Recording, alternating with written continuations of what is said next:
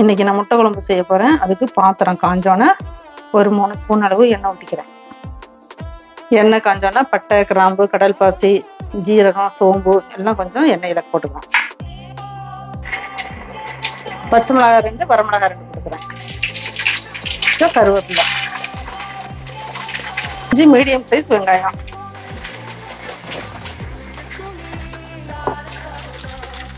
லைட்டா கொஞ்சம் உப்பு போட்டு நல்லா வதக்கிடணும். வெங்காயம் நல்லா வதங்கிடுச்சு. இப்போ இஞ்சி, பூண்டு, பச்சை மிளகாய் அரைச்ச பேஸ்ட் கொஞ்சம் போட்டுக்கிறேன். இதை நல்லா 2 நிமிஷம் கிளறி விட்டுக்கலாம்.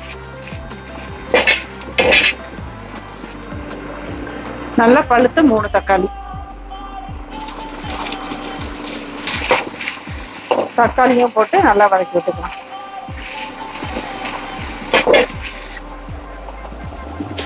இது வேக வச்ச முட்டை, இதை உரிக்கணும்.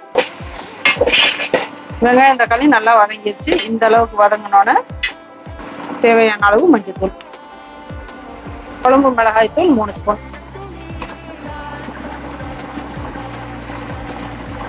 மல்லித்தூள் 1 ஸ்பூன், நான் வச்ச கரம் மசாலா கொஞ்சம்,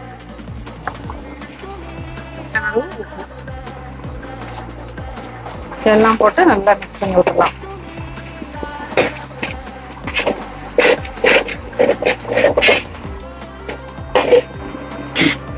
கொஞ்சம் கொஞ்சம் புதினா, மல்லித்தலை, லைட்டா கொஞ்சம் ஒரு 1/4 டம்ளர் தண்ணி, நல்லா மிக்ஸ் பண்ணி விட்டுக்கலாம். இந்த அளவுக்கு நல்லா வதங்கினதுக்கு பிறகு 2 ஸ்பூன் தயிர் போட்டுக்கலாம்.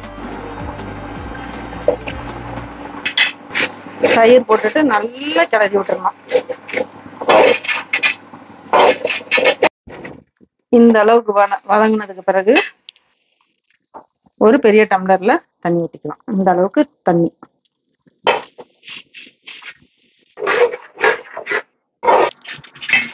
அஞ்சு நிமிஷம் தட்டு போட்டு மூடி வச்சிடலாம். 5 நிமிஷம் ஆயிடுச்சு. திறந்து பார்க்கலாம். நல்லா இந்த அளவுக்கு சுண்டிடுச்சு. நல்லா பார்த்தாச்சு, எல்லாம் சரியா இருக்கு. இப்போ நான் வேக வச்சு கட் பண்ணி நடுவுல பெப்பரும் உப்பும் போட்டு வச்சிருக்கேன். இந்த முட்டையை நான் குழம்புல போடுறேன். சும்மா முட்டையை போடாம இந்த மாதிரி பெப்பரும் உப்பும் வச்சு போடும்போது நல்லா காரம் சாரமா நல்லா இருக்கும். போட்டாச்சு, முட்டை எல்லாமே போட்டாச்சு. லைட்டா மேல கருவேப்பிலை தூவிட்டு ஆஃப் பண்ணிடலாம்.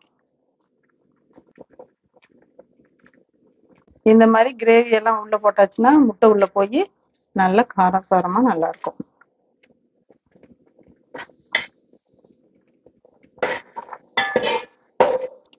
சுவையான முட்டை குழம்பு ரெடி. இது சாப்பாட்டுக்கு சாப்பிடலாம். சப்பாத்தி, பரோட்டா, இடியாப்பம் எல்லாத்துக்குமே சாப்பிட்டா ரொம்ப நல்லா இருக்கும்.